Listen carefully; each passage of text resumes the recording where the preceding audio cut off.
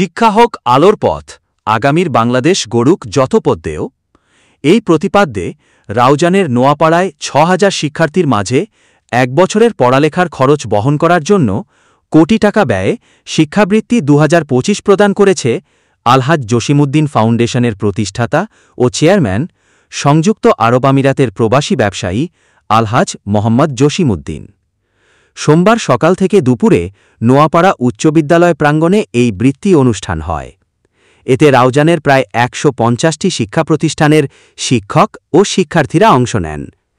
এই উপলক্ষে আয়োজিত অনুষ্ঠানে সভাপতিত্ব করেন ফাউন্ডেশনের চেয়ারম্যান আলহাজ জসিমউদ্দিনের বড় ভাই আলহাজ মোহাম্মদ রফিক।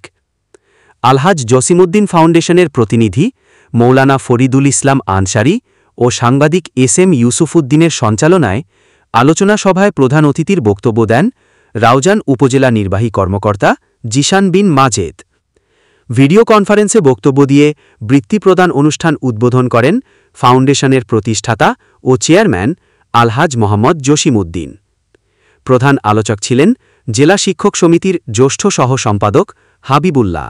বিশেষ অতিথির বক্তব্য দেন রাউজান উপজেলা সহকারী কমিশনার ভূমি অং ছিংমারমা, ওসি মনিরুল ইসলাম ভুইয়া, রাউজান উপজেলা একাডেমিক সুপারভাইজার সজল চন্দ্র চন্দ্র, ফাউন্ডেশনটির পরিচালক মোক্তার আহমদ, আবু তাহের, ইয়াসিনুল হক, ফারুকে আজম, সরোয়ার হোসাইন, আহমদুল হক, খসরুল আমিন চৌধুরী, ফাউন্ডেশনের ব্যবস্থাপক জাহেদুল ইসলাম সহ আরও অনেকে।